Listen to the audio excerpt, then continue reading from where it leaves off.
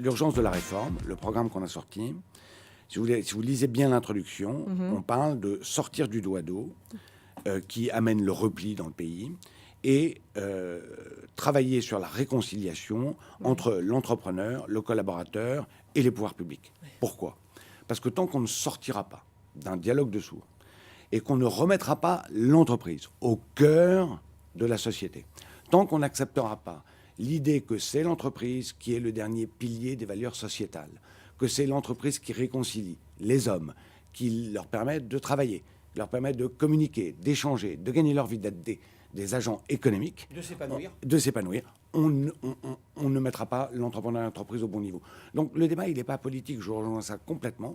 Notre vision, il est presque elle est culturel, de dire, là. il est, bien sûr, absolument. il est... Et on peut dire, Jean-Baptiste, que le débat culturel, il est en train d'être gagné. J'entendais ce matin à la radio que les 2/3 des Français sont épanouis au travail.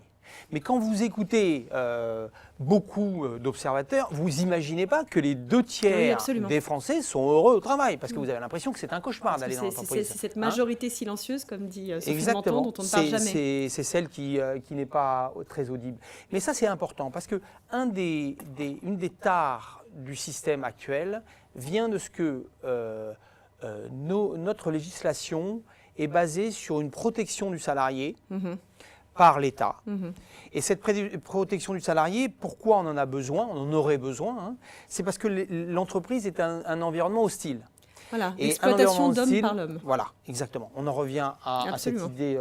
Voilà. Alors même que, on ne va pas parler du XIIe siècle, on va parler de l'entreprise moderne et dans lequel il faut aller, puisque toutes les entreprises doivent travailler à leur modernité, elles doivent écraser les hiérarchies, elles doivent s'ouvrir vers l'extérieur, etc. Elles en ont besoin pour réussir, elles en ont besoin pour motiver leurs salariés, donc c'est un travail que doivent faire les entreprises.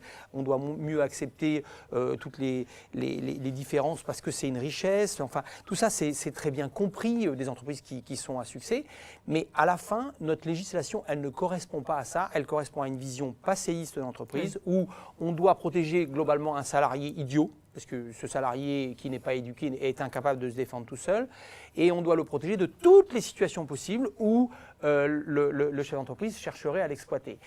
Comme si on était dans cet univers-là, ça nous rend dingue, et ça rend dingue probablement la plupart des salariés. On n'a pas besoin d'un État lointain qui veut tout diriger. Voilà. En entreprise, les salariés sont parfaitement capables de comprendre quels sont leurs intérêts, moyen terme, long terme, et trouver des bons arrangements avec les intérêts des clients et les intérêts des actionnaires. Tout ça, c'est un triptyque. Le Code du travail, si on regarde l'évolution du Code du travail dans les 10 dernières années, mais si on prend les 5 dernières années, essayons de raisonner quinquennat par quinquennat, on s'aperçoit que tout a été fait pour créer de l'opposition à l'intérieur de l'entreprise entre l'entrepreneur et le collaborateur ou le salarié. Ce qui est totalement une opposition d'intérêt surtout, alors que l'intérêt est commun. Croissance Plus défend, d'ailleurs ça fait partie de son héritage, défend depuis 20 ans le partage des fruits de la croissance, c'est-à-dire les actions gratuites, c'est-à-dire les BSPCE. Je rappelle qu'on nous sommes à l'origine de ces mesures-là.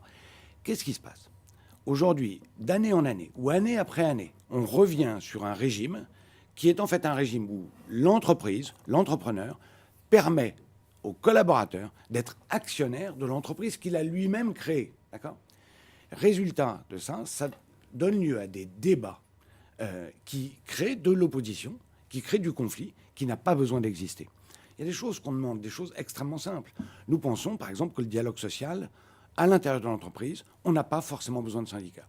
S'il y en a, très bien, on va parvenir contre ce qui existe. Par contre, s'il n'y en a pas, pourquoi aller en chercher un ? Pourquoi obliger ça ? L'entrepreneur et ses salariés peuvent parfaitement discuter de l'avenir de l'entreprise ensemble. En Allemagne, le comité d'entreprise peut avoir un dialogue sur des sujets très sérieux de restructuration, de stratégie avec la direction. En France, toujours pour la même raison idéologique, il n'y a dans l'esprit du législateur que le syndicat qui peut le faire, parce que le comité d'entreprise n'est chargé que d'une seule chose, distribuer les cadeaux de Noël.